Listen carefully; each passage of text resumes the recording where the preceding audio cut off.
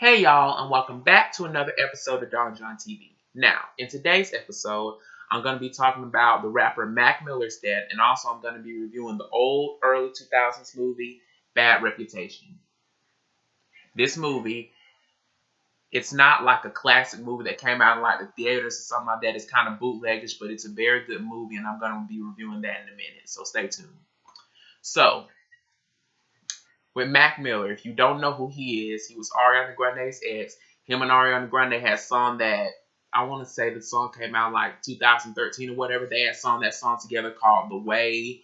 And him and Ariana Grande, they had dated for a short period of time. But he had trouble like with drugs and substance abuse and stuff like that. And they had broke up because of that, because Ariana Grande had said their relationship was quote unquote toxic. And I'm just going to read to you guys what all had went down from this app that I highly recommend that you all download called Top Buzz. It's not sponsored, by the way. This video is not sponsored by Top Buzz. But I highly recommend that y'all download Top Buzz because it shows a lot of stuff that goes down with a lot of things in the world. Not just celebrities, but in the world with everyday people, period. Like, this app is awesome. So it says, Ariana Grande rapper ex Max Miller died. Max Miller. Ariana Grande rapper ex Mac Miller dead at 26 after a apparent overdose. Mac Miller has been pronounced dead at the scene after an overdose months after the split from Ariana Grande, TMZ reports. The rapper had reportedly been struggling with substance abuse since their split. After reportedly being arrested for drinking under influence in a hit and run in May, he confessed to being 2 times over the legal limit. Mac was found Friday around noon in his San Fernando Valley home after a male placed a 911 call. Mac and Ariana split after she dubbed their relationship toxic, but she had revealed on Twitter that she always supported his sobriety. Having recently released his album Swimming, he was supposed to start touring next month. Ariana had contacted Mac to tell him to look after himself after he was last involved with the police following his drink driving incident. Mac and Ariana were dating for 2 years before the pair ended their relationship earlier this year, and the singer got engaged to her now fiancé Pete Davidson. Mac and Ariana performed their duet The Way at One Love Manchester after the terror attack on one of Ariana Grande's shows. She reportedly went straight home to her ex in the wake of the attack, and he returned to the city with her support to the show. A profile of Mac was published Thursday by Vulture, where he admitted to having enormous pressure growing up in the public eye, saying, "A lot of times in my life I put this pressure to hold myself to the standard of whatever I thought I was supposed to be, or how I was supposed to be perceived. It creates pressure." In his recent Instagram post, Matt posted a video of a record player with his song. So it goes playing with the lyrics, 9 lives never die, fuck a heaven, I'm still getting high. It was only yesterday that Matt was referencing his tour on Twitter and revealed through a retweet that the works of his recent album made him anxious, while writing, "I wish it started tomorrow." Matt's tour was originally supposed to start on October 17th.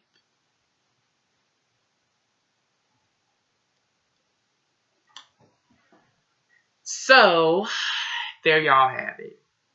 First of all, I just want to say R.I.P. to Mac Miller. Like, you were a great rapper. You and Ariana had made a great couple. And I am so sad to hear about your death. Like, rest in peace. And also, I just want to say this. Like, people in this generation are just quick to look at these celebrities and these people and make it seem like their life is all glitz and glamour and it's perfect and whatnot. But this is a prime example. Like, you don't know what these people go through behind closed doors. And some people even look up to these celebrities as role models. Like, don't consider them role models, because at the end of the day, these are normal, everyday people just like us that have their own struggles and stuff that they go through. Like, they're not perfect. Just like with the singer Demi Lovato. Shout out to you, Demi girl. If you are watching this, I hope you're getting the help you need. I love, love, love you, and I love you and support you. But that's just like what happened a couple of weeks ago, back in August, what happened with Demi when she had her overdose. Thank the creator above that she's not dead. Because she had like a big overdose and was rushed to the hospital. And thank God that she recognized that she had a problem and she went to go to a treatment center to get it fixed. I feel like with Mac Miller, like, I guess he just ignored and just kept doing and doing and doing and doing it until eventually it just caught up with him.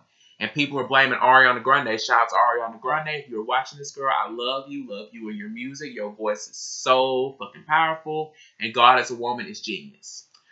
But besides all that, with Ariana Grande, people were quick to throw on Ariana Grande under the bus, saying some shit like, "Oh, it's your fault Mac Miller did this," and blah, blah, blah, blah. And Ariana had made a good point, like, dude, I'm not a babysitter. I'm not a mother. Like, well, this isn't what she said. Like, don't take my word on this. Like, this is how I'm remembering it as. This is how I'm putting it. In other words, she was saying, like, dude, I'm not a babysitter. I'm not a mother. Like, what can you do for a nigga that don't want to help himself, that keep on fucking up? Like, that's what she was saying in other words. I mean, she even had said she still stands beside him with his sobriety and whatnot. But at the end of the day, like, you got to move on. You can't keep putting up with it. And that's what she was saying in other words. Like, don't throw her under the bus just because he couldn't get right. Like, the fuck? Like, I don't mean that. I'm not throwing no shade. I'm not trying to start anything or whatnot. I'm just giving my honest opinion. And like I had said in the beginning of this video, R.I.P. to Mac Miller. Like, R.I.P. Like, you were a great rapper. You and Ariana had made a good couple. And I am so sad to hear that you died. And all the other rappers and celebrities that heard about his death, I'm pretty sure for those of you that are watching this and whatnot, like, I'm pretty sure you all are sad too. And I hope you all are getting through it just fine. And shout out to his family. I hope you all are getting through it just fine. I wish you all the best of luck. And just know that Mac's memory lives on forever. So, that's just about it for that. Now on to Bad Reputation. Now, like I had said in the beginning of this movie, what am I? Like I had said in the beginning of this video, this movie is not like a box office hit that came out in the theaters. It's a bootleg movie by some company called Maverick, but it's a very good movie. I'm going to read to y'all what it's about. Michelle Rosen, that's her name, the star of the movie, this girl right here. Michelle is a pretty but quiet student who is treated as an outcast by her suburban classmates. Michelle believes she has finally been accepted by her peers when she is invited to a house party. Instead, she is sexually assaulted by the school's jocks and further degraded by their jealous girlfriends. Too ashamed to tell anyone what happened, she arrives the next morning to school to find graffiti branding her the school slut. Although humiliated, Michelle realizes that her newfound status gives her kind of power along with the stigma. She decides to use her bad reputation, quotes around bad reputation, hence the name of this movie, as an advantage by seducing her victims, then killing them off one by one in a most sadistic manner. Now, shout out to this girl once more. Her real name is Angelique Hennessy. Shout out to you, girl. This movie was awesome, awesome, awesome.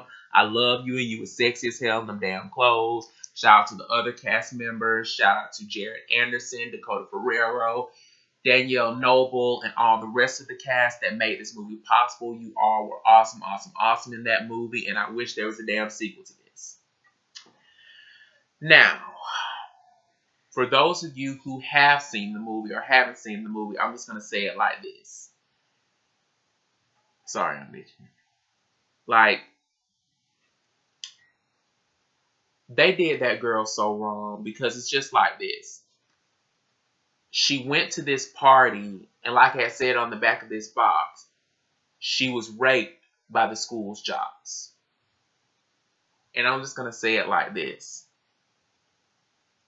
Ladies or gentlemen who are watching this, do not go to a random party with a guy or a girl you do not know. Because with Michelle, I hate to be a spoiler for those who haven't seen the movie, but for those of you who have seen the movie, it's like this.